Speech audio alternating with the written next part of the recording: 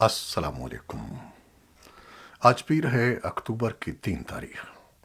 پاکستان میں اس شام کے 7، بھارت میں 7:30، اور یہاں ہمارے اسٹوڈیوز کی گھڑیوں میں صبح کے 10 بج رہے ہیں۔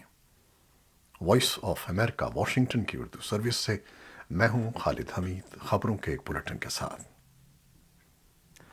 پاکستان کے وزیر اعظم شہباز شریف کی قیادت میں پاکستانی وفد نے گزشتہ ماہ نیو یارک میں اقوام متحدہ کی جنرل اسمبلی کے سالانہ اجلاس کے موقع پر امریکی صدر جو بائیڈن کی انتظامیہ کے کئی اعلیٰ عہدیداروں سے ملاقات کی، اور جس کے بعد اب پاکستان فوج کے سربراہ جنرل قمر جاوید باجوہ بھی امریکہ کا سرکاری دورہ کر رہے ہیں۔ پاکستان فوج کے شعبۂ تعلقات عامہ کے مطابق اس دورے کے دوران جنرل باجوہ نے نیو یارک میں اقوام متحدہ کے سیکریٹری جنرل ڈیوب سے ملاقات کی ہے۔ بتایا جاتا ہے کہ جنرل باجوہ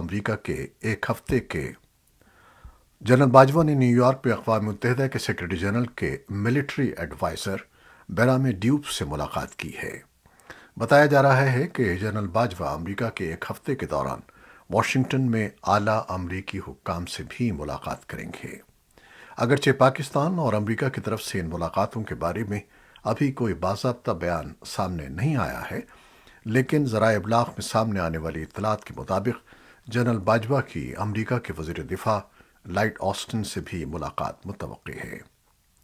پاک فوج کے سربراہ ایک ایسے وقت امریکہ کا دورہ کر رہے ہیں جب ان کی مدت ملازمت نومبر کے آخر میں ختم ہو رہی ہے، لیکن مبصرین کا کہنا ہے کہ جنرل باجوہ کا امریکہ کا دورہ کافی عرصے پہلے سے طے کیا جا رہا تھا، اور ان کا دورہ پاکستان اور امریکہ کے درمیان حالیہ مہینوں میں ہونے والے اعلیٰ سطح کے رابطوں کا تسلسل ہے، جو اس بات کا مظہر ہے کہ اسلام آباد اور واشنگٹن کے درمیان باہمی تعلقات بہتری کی طرف گامزن ہیں۔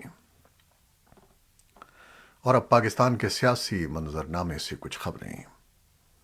اسلام آباد ہائی کورٹ نے سابق وزیر اعظم اور چیئرمین تحریک انصاف عمران خان کے خلاف توہین عدالت کی کارروائی ختم کر دی ہے۔ چیف جسٹس اسلام آباد ہائی کورٹ جسٹس اطہر من اللہ کی سربراہی میں 5 رکنی لارجر بینچ نے خاتون جج کو مبینہ دھمکی دینے کے مقدمے میں توہین عدالت کی کارروائی پر سماعت کی۔ سماعت کے موقع پر عمران خان وکلاء کے ہمراہ کمرہ عدالت میں موجود تھے۔ کیس کی سماعت شروع ہوئی تو عدالت نے متفقہ طور پر عمران خان کے خلاف توہین عدالت کا نوٹس ڈسچارج کر دیا۔ چیف جسٹس اطہر من اللہ نے کہا کہ ہم نے عمران خان کا بیان حلفی دیکھ لیا ہے اور عدالت ان کے بیان سے مطمئن ہے۔ یہ لارجر بینچ کا متفقہ فیصلہ ہے۔ عدالتی معاون نے اعتراض اٹھایا کہ عمران خان نے بیان حلفی میں غیر مشروط معافی نہیں مانگی، جس پر چیف جسٹس اطہر من اللہ نے کہا کہ آپ اپنی معروضات جمع کروا دیں۔ مسلم لیگ نون کی نائب صدر مریم نواز نے ایک ٹویٹ میں بتایا ہے کہ انہیں پاسپورٹ واپس کر دیا گیا ہے۔ مریم نواز کا کہنا ہے کہ ان کا پاسپورٹ 3 برس تک ضبط رہا، اور جس کیس میں یہ ضبط رہا وہ کیس ان کے خلاف کبھی نہیں بنا۔ حکومت پاکستان نے بین الاقوامی مارکیٹ میں تیل کی قیمتوں میں مسلسل کمی کے رجحان کے باوجود 1 اگست سے ملک میں پیٹرولیم مصنوعات کی قیمتوں میں معمولی تبدیلیوں کے ساتھ مسلسل اضافہ ہی کیا تھا، لیکن گزشتہ ماہ کے اختتام پر 30 ستمبر کو پیٹرولیم مصنوعات کی قیمتوں میں تقریباً 5.32% کی بڑی کمی دیکھی گئی، جب نئے وزیر خزانہ اسحاق ڈار نے حلف اٹھایا۔ 30 ستمبر کی رات پیٹرول کی قیمتوں میں 12.33 روپے فی لیٹر کمی کی گئی، جبکہ ڈیزل، مٹی کے تیل اور لائٹ اسپیڈ ڈیزل کی قیمتوں میں بھی کمی کی گئی۔ نہ صرف یہ بلکہ پیٹرول کی قیمتوں میں IMF سے معاہدے کے تحت پیٹرولیم ڈیولپمنٹ لیوی بڑھانے کے بجائے اس میں 5 روپے کی کمی کی گئی۔ کابل میں کاج تعلیمی مرکز پر حملے کے خلاف طلباء کا احتجاج تیسرے روز بھی جاری رہا، جس میں 43 طلباء ہلاک اور 83 زخمی ہو گئے تھے۔ ہلاک ہونے والوں میں طالبات بھی شامل تھیں۔ کابل، ہرات اور بامیان کے بعد پیر کو خواتین کے گروپ نے صوبہ بلخ کے صوبائی دارالحکومت مزار شریف میں ایک ریلی نکالی۔ اطلاعات کے مطابق طالبان کی سیکیورٹی فورسز نے پیر کی صبح طالبات کو ان کے ہاسٹل میں بند کر دیا۔ طالبان نے کابل، ہرات اور بامیان شہروں میں بھی طالبات کے احتجاج کو روکا اور ان کے مظاہروں کو ختم کرنے کے لیے ہوائی فائرنگ کی اور کئی طالبات کو مارا پیٹا۔ آئی سی آر سی کا کہنا ہے کہ غربت افغان عوام کے لیے ایک سنگین خطرہ ہے، کیونکہ دسیوں ہزاروں افراد اپنی ملازمتوں سے ہاتھ دھو بیٹھے ہیں اور گزر اوقات کے لیے جد و جہد کر رہے ہیں۔ آئی سی آر سی نے ایک ٹویٹ میں کہا کہ بین الاقوامی حمایت کے بغیر صورتحال مزید خراب ہو جائے گی۔ حالات کو مزید بگڑنے سے بچانے کے لیے ملک میں مزید سرمایہ کاری کی ضرورت ہے۔ اسی دوران اقوام متحدہ کے ترقیاتی ادارے کے ایک اندازے کے مطابق 97% افغان غربت کا شکار ہیں۔ ایجنسی نے ٹویٹ کیا کہ وہ اقوام متحدہ کے مہاجرین کے لیے ہائی کمشنر کے ساتھ مل کر کام کر رہی ہے تاکہ ان لوگوں کی مدد کی جا سکے جو بہتر زندگی کے لیے اپنے آبائی علاقوں کو لوٹ رہے ہیں۔ بھارت کے وزیر داخلہ امیت شاہ کے نئی دہلی کے زیر انتظام کشمیر کے 3 روزہ دورے سے پہلے علاقے میں علیحدگی پسند عسکریت پسندوں کے حملوں اور ان کی سیکیورٹی فورسز کے درمیان ہونے والی جھڑپوں میں 3 عسکریت پسند اور 1 پولیس اہلکار ہلاک ہو گئے۔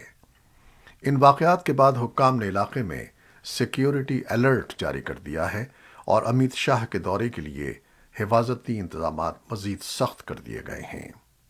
منگل سے شروع ہونے والے بھارتی وزیر داخلہ کے اس دورے کو مقامی سیاسی حلقوں میں بڑی اہمیت دی جا رہی ہے، کیونکہ یہ دورہ ایک ایسے موقع پر ہو رہا ہے جب بھارت کے الیکشن کمیشن کی طرف سے جاری کردہ احکامات کے مطابق جموں و کشمیر اسمبلی کے لیے انتخابات کی تیاریاں شروع ہو گئی ہیں۔ حکومتی ذرائع نے اندیا دیا ہے کہ یہ انتخابات اگلے سال مارچ اور اپریل میں کرائے جانے کا قوی امکان ہے۔ بھارت میں مقامی سطح پر تیار ہونے والے جدید ٹیکنالوجی اور خصوصیات کے حامل لڑاکا ہیلی کاپٹروں کو فضائیہ کے دفاعی بیڑے میں شامل کر لیا گیا ہے۔ بھارتی میڈیا کی رپورٹس کے مطابق پیر کو ریاست راجستھان کے شہر جودھ پور میں ہیلی کاپٹروں کی بھارتی فضائیہ میں شمولیت کی تقریب منعقد ہوئی۔ اس موقع پر وزیر دفاع راج ناتھ سنگھ اور chief of air staff air chief marshal V R Chaudhary بھی موجود تھے۔ اور اب ایک اعلان۔ کیا آپ کے موبائل اور لیپ ٹاپ پر وائس آف امریکہ کی ویب سائٹ نہیں کھلتی؟ تو آپ ہمارا کانٹیکٹ دیکھنے اور پڑھنے کے لیے ہمارے فیس بک پیج پر آئیں یا ہماری smart phone application download کریں جو اینڈرائیڈ اور ایپل دونوں ڈیوائسز کے لیے دستیاب ہیں۔ اعلان ختم ہوا اور اب باقی خبریں۔ یوکرین کی افواج نے پیر کو ملک کے جنوب میں خیرسن کے علاقے میں مزید کامیابیاں حاصل کی ہیں اور حالیہ دنوں میں مشرق میں روس کے خلاف جوابی کارروائی کو آگے بڑھاتے ہوئے اپنی کامیابیوں میں اضافہ کیا ہے۔ خیرسن میں روس کے تعینات اہلکاروں نے کہا کہ یوکرین کی فوج نے خیرسن میں کچھ بستیوں پر دوبارہ قبضہ کر لیا ہے۔ یہ علاقہ ان 4 میں سے ایک ہے جن کے ساتھ روس نے گزشتہ ہفتے غیر قانونی طور پر الحاق کیا تھا۔ خیرسن میں پیش رفت اتوار کے روز یوکرینی فوج کے اس اعلان کے بعد ہوئی کہ انہوں نے مشرقی لاجسٹک مرکز لیمان کا مکمل کنٹرول دوبارہ حاصل کر لیا ہے، جو اس علاقے کے اندر ہے جس پر گزشتہ ہفتے روس نے اپنی ملکیت کا دعویٰ کیا تھا۔ زیلنسکی نے اپنے ٹیلی گرام چینل پر ایک مختصر ویڈیو کلپ میں یہ اعلان کیا کہ لیمان کو مکمل طور پر کلیئر کر دیا گیا ہے۔ روس نے اتوار کو لیمان کی صورتحال پر کوئی تبصرہ نہیں کیا، لیکن ہفتے کے روز کہا کہ اس کے فوجی علاقے سے پیچھے ہٹ رہے ہیں کیونکہ اسے خدشہ ہے کہ یوکرین کی افواج ان کا گھیراؤ کرنے والی ہیں۔ روس کی لیمان کی شکست میدان جنگ میں سب سے بڑی شکست تھی، جبکہ یوکرینی افواج نے گزشتہ ماہ شمال مشرقی یوکرین میں خارکیو کے علاقے میں گھس کر روسی افواج کو اپنی سرحد کی طرف پیچھے دھکیل دیا تھا۔ امریکہ کے صدر جو بائیڈن اور ان کی اہلیہ جل بائیڈن آج پیر کو پورٹو ریکو کا دورہ کر رہے ہیں تاکہ سمندری طوفان فیونا سے بحالی کی کوششوں کا جائزہ لے سکیں۔ اس طوفان سے گزشتہ ماہ اس امریکی علاقے کے کچھ حصوں میں تباہی ہوئی تھی۔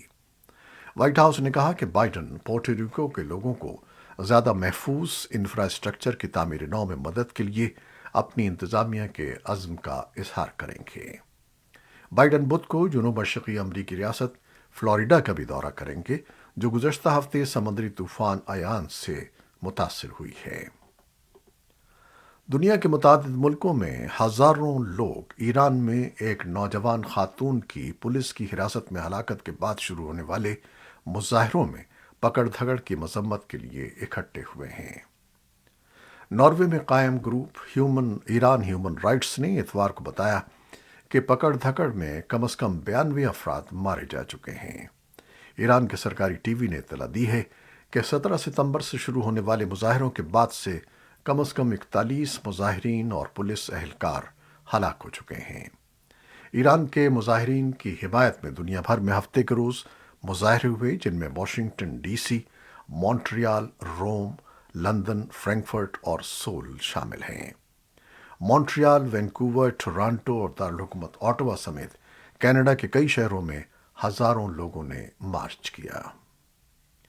انڈونیشیا میں فٹ بال میچ کے بعد بھگدڑ میں ہلاک ہونے والے 125 افراد میں سے کچھ کے اہل خانہ اور دوست اس وقت غم سے نڈھال ہو گئے جب متاثرین کی لاشیں گھر واپس پہنچائی گئیں۔ مرنے والوں میں 17 بچے بھی شامل تھے۔ اسپورٹس کے کسی تقریب میں یہ دنیا کی ایک مہلک ترین بھگدڑ تھی۔ صدر جوکو ودودو نے سیکیورٹی کے طریقہ کار کی چھان بین کا حکم دے دیا ہے اور فیفا کے صدر نے اموات کو فٹ بال میں شامل سب کے لیے ایک تاریک دن اور سمجھ سے بالاتر ایک سانحہ قرار دیا ہے۔ یہ تھیں وہ خبریں جو فیس بک لائیو پر ہم نے آپ کے لیے پیش کی۔ ہماری ویب سائٹ، یوٹیوب اور پوڈ کاسٹ پر یہ بلیٹن آپ کے لیے پوسٹ کر دیا جاتا ہے۔ آپ ہمارے بلیٹن کو شیئر کرتے ہیں اور اپنے کمنٹس میں اپنی محبتوں اور دعاؤں کا اظہار کرتے ہیں، جس کے لیے ہم آپ کے بے حد ممنون ہیں۔ آپ اپنی ان محبتوں کو جاری رکھیے گا۔ نیوز ایڈیٹر بہجت جیلانی کے ساتھ خالد حمید کو اب اجازت دیجیے گا۔ اللہ حافظ۔